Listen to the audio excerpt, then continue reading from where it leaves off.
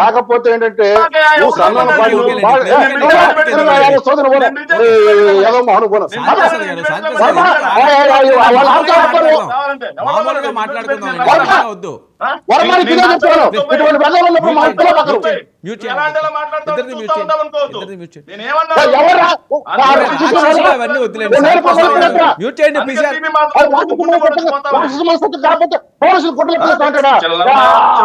చోట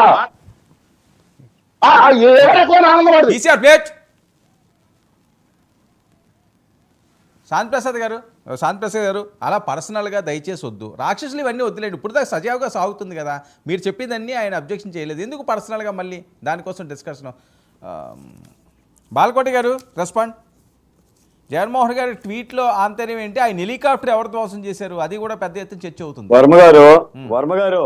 వర్మ గారు జగన్మోహన్ రెడ్డి గారి రాప్తాడు ప్రోగ్రామ్ కి